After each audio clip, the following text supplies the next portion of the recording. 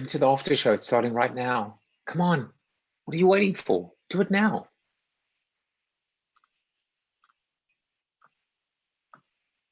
All right, so we should be live on YouTube right now. And I'm just going.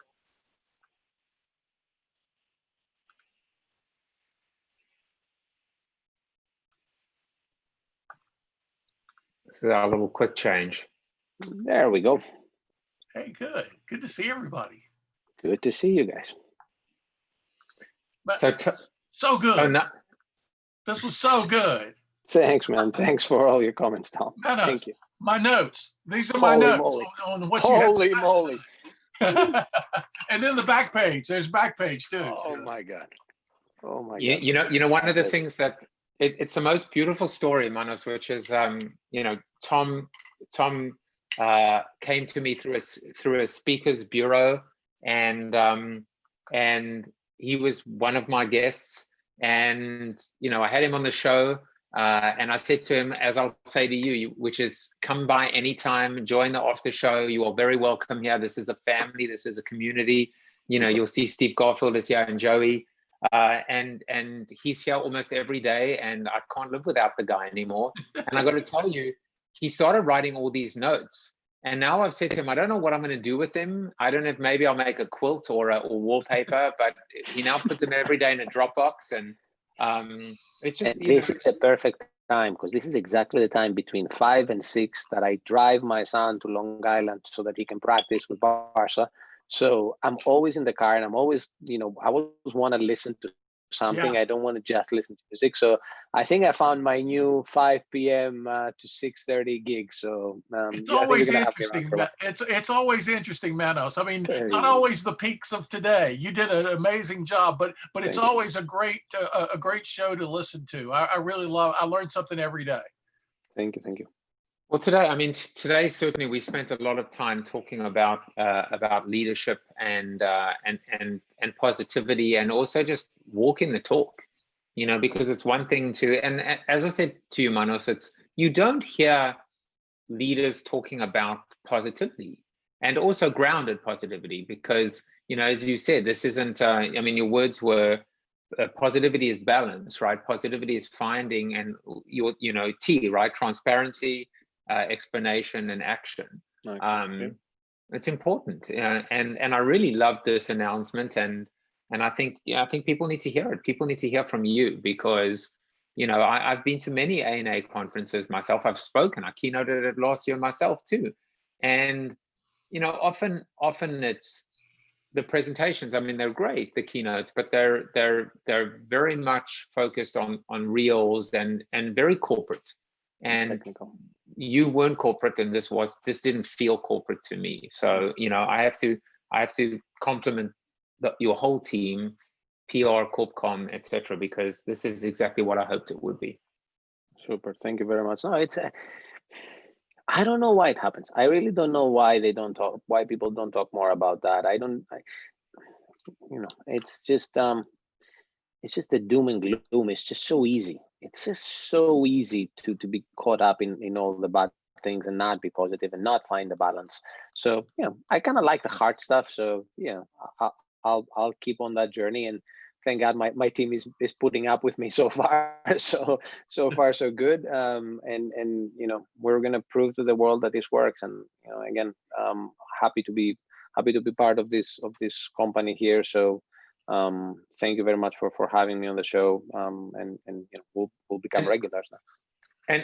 And you know what, the key is all about endurance, you know, and the hardest part, but I think it will be different this time. You know, I've certainly worked with enough companies where everybody gets excited, very excited short term. Everyone, you know, from the chairman down the board, everyone's excited, we're going in a new direction, and then before you know it, like within, you know, a week, a month, whatever, quarter, the results come out. How many clicks, how many leads, how many purchases, how many SKUs? So my all-time favorite business decision, not in our company, in the history of marketing, has been Paul Polman taking Unilever from a quarterly earnings release to an annual earnings release. Hands down for me. Hands down. In my world, in my my way of thinking, hands down the best business decision ever in the history of decisions. And just wow, it's amazing the unshackling that this created in that organization, the positivity and the results. The results, just look at it 5 years down the road, the results are amazing. Why? Because they got out of the need to make the quarter. Oh my God, the quarter is coming. Oh my God, what are we gonna do? We're 2 million behind, cut everything. It's such a liberating thing. And you're gonna say, okay, he only did it, like he cuts it to quarters, he still does it annually. But still, imagine I could see a world where earnings are gonna be monthly. Like honestly, I can see Wall Street moving to monthly earning report, and then wait to see hourly. what insanity this will make, right? Yeah. So it's just I'm hands down a believer. And by the way, the big thing that Ross Bernstein talks about, one of his biggest focuses is the idea of momentum. And what I wrote my soliloquy about in that episode was about confidence, and I was using the analogy of, if you watch, very carefully, I'm a huge English football fan, is that, one team gets out the gate quickly, right? They win 3 games in a row. They pretty much stay in the top third of the table for the rest of the season. And then there's a team that lose the first 3 for whatever reason, bad decision, bad refereeing, injuries, they never recover. And so you've got to have you've got to be able to play the game short term, but you've got to act and plan and think and execute long term. It's the only way to survive. Absolutely. Is there any corporate success more pronounced than Amazon? Amazon has never looked at quarters. They've looked at decades.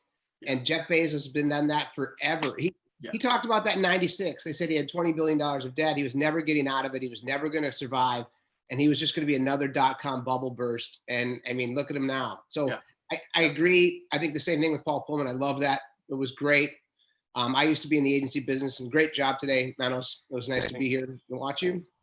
But yeah, the life of quarterly, it should be over forever for every corporation.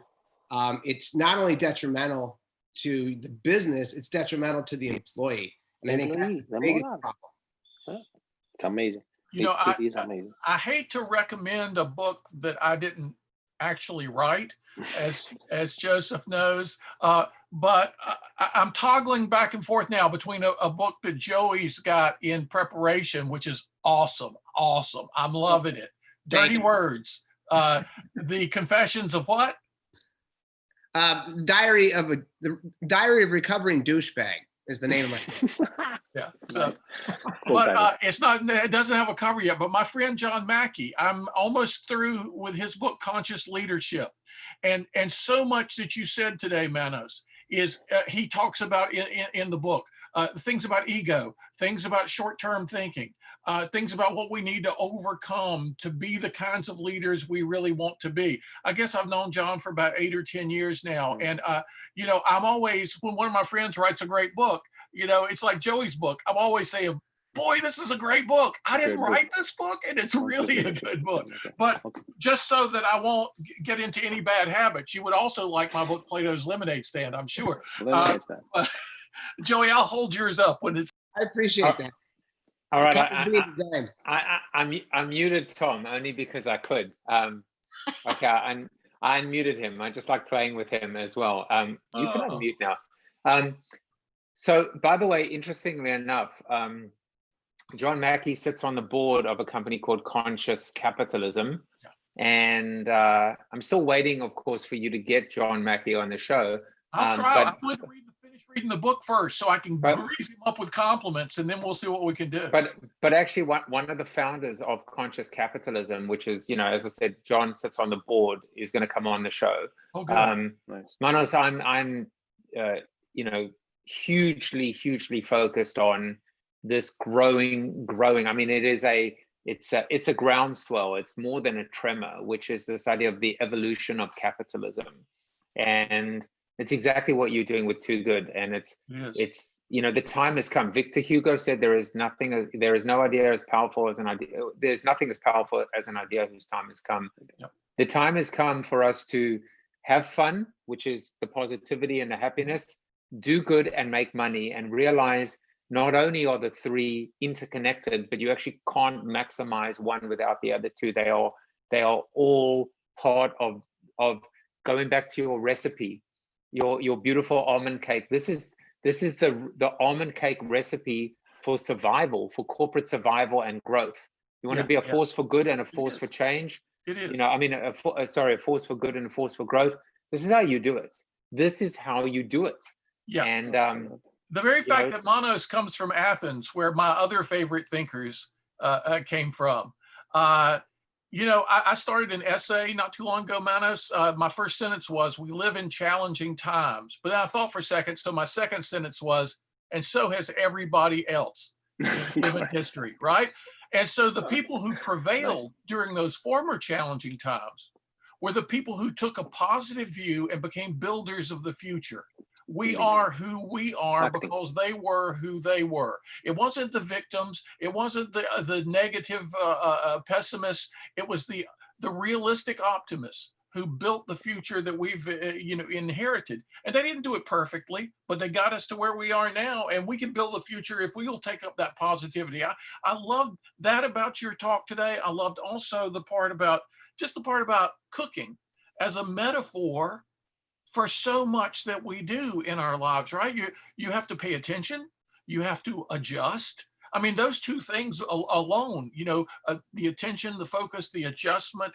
My wife is an amazing cook. Our son is a winemaker and a gourmet chef. And my wife, though, she often has a recipe, but never quite follows it. There's that creative, that innovation, and it gives you a place to start. Yeah, but just a little of this, a little.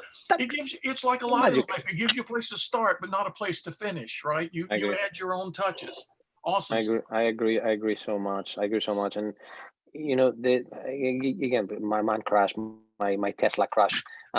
That's exactly what you just said. Is exactly what these guys are doing. They're building a future. Are they doing it perfect every time? No, but they do rapid iteration. I mean, they're really Starship. They've built like 9 Starship in less than a year, and half of them have blown up. Yeah, so what? Bad news. They blew up. No, actually, it's good news. We know what went wrong, so the next one is not going to have that problem. So, well, the next one blew up. That's bad news. No, it's not bad news. It's good news. We now know exactly what's wrong, and we'll fix that one. And you keep going, and you iterate, and you build, and you do. And look, I'm not dreaming. Is the corporate world perfect? Is Danone the perfect company? No, we're not. Do we have our short-term issues? Do we also have a short-term outlook? And sometimes, yeah, we do. But if enough of us are in the mix to just instill a little bit of this, a little bit more positivity, a little bit more of trial, I think we're going to make a difference. And my hope and aspiration is to be at places moving forward in my career that I can actually impact change, that I can help the future. I can put a positive footprint. I'm doing it now in Danone. I want to continue and doing that as much as I can. And will we get everything perfect? No, of course not. We're doing many mistakes, but hey, you know what? We learn. We're being transparent with the bad news. We explain what the hell went right and what the hell went wrong, but then we act. You have to act. You have to get to the next thing. Your opponent scored and the score is 2-1 and it's the 85th minute. What are you gonna do? Cry about it? No, you're gonna go play and you're gonna try to score in the 93rd minute so you tie the freaking game. That's what you do. So that's where the sports analogies come in, and that's what I try to push my team. Yeah, we lost 3/4 of our budget. All right, so what? We still got a quarter. Let's go use it. What are we gonna use it on? Let's go. Let's talk. So. Well, I always said, even back when, so when I wrote Flip the Funnel in 2010, I put a stake in the ground. Actually, when I wrote my first book in 2004, and I said, the 4 Ps are commoditized: product, price, place, promotion, commoditized. And I gave examples of how, I mean, there's so much product, there's so much parity, there is so much sameness, there's so much vanilla. And I could go on, 24/7, everything was available, perfect information, transparency. So back then I said, well, what is going to differentiate? And I said, it was custom experience. It's a company that cares about me, that actually takes the time. But I have to say, to evolve that thinking now, it's going to come down to what I call now the pillar of corporate citizenship, which is I can buy any yogurt. I can buy any yogurt if I want to, and I can worry about price, and I can worry about texture, and you know, and I can compare grams and whatever. But by the way, 2 grams of sugar is pretty damn good. But when there's a company that's actually giving back, how is that not going to influence my decision? Right. If I am a conscious capitalist, if I'm a conscious consumer, if I'm a human being with a soul, with a heart, with, you know, trying to, you know, I mean, I don't have the stat right now, but how many Americans are food challenged, I think is the word, or food insecure. It's scary. It's scary. And what happened during COVID? In 6 months, it's gone from like— It is scary, Yeah. Joseph. It is scary. Okay, and that it prompted us. I mean, we had food waste, and we had recycling, and we had other stuff that we were thinking on. How can we do more? And we started with Earth Day, and we were, you know, gonna go down that path. And then we just had a meeting with folks from Feeding America, and we saw the numbers, and I'm like, holy, are we talking about this number in 2020 in America? Like, seriously?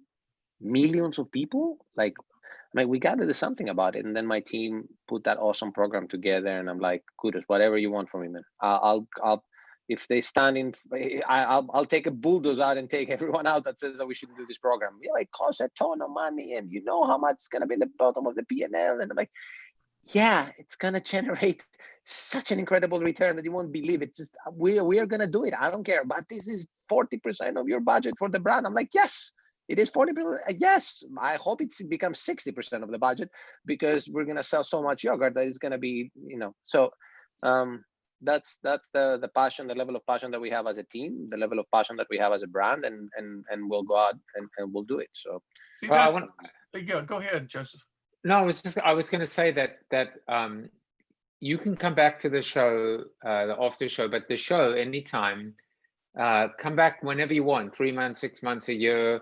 And no matter, you know, no matter where I am and where the show is, you'll always have a voice and a platform here, not only to share what went right, but also where you struggled, where you pivoted.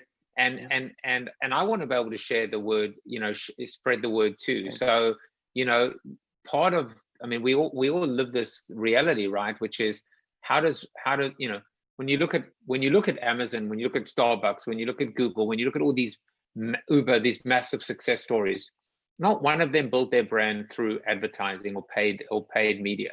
They built it through word of mouth. They built it through referrals. They built it through great product. They built it through, now they've sustained it and they've pivoted and they've done other stuff, but ultimately it is this beautiful human network that is the real social network. Yeah. And so, you know, if we can spread the word, I can promise you now, the next time I'm shopping for yogurt, it's a done deal. There's no more yogurt in my life anymore other than yours. It's you know, the old adage, don't just sell a product, become a movement. And you're not only going to inspire your consumers, but what's another exciting thing is you'll inspire people in other industries. They'll say, hey, if a company the size of Danone can do this, you know, we should try something like it too. So it's the ripple effect, you know, with seeing more people look at business as an engine for human good. It's just it's such an important thing you're doing, you know, by example.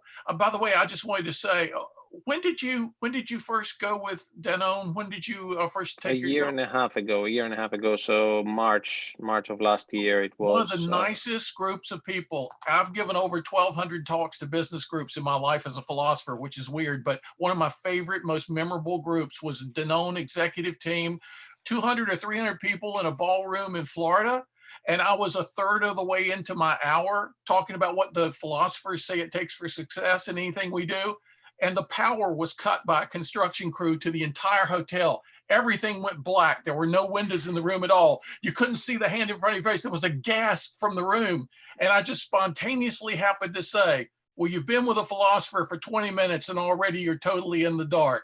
And everybody, it was such a huge laugh that, and by the time everybody finished laughing, they had the auxiliary lights on. But I remember to this day how great the people were afterwards, getting to talk to the people. So it was a memorable experience, losing all the power in the middle of my presentation. But it was an even more memorable experience, the conversations that went on for the rest of the day with those people. So to know that you're there now, what fertile soil for you to plant yourself in. with some amazing people, you know. Well, by the way, I would love to have either of you guys join my marketing team in Danone and then chat virtually with them.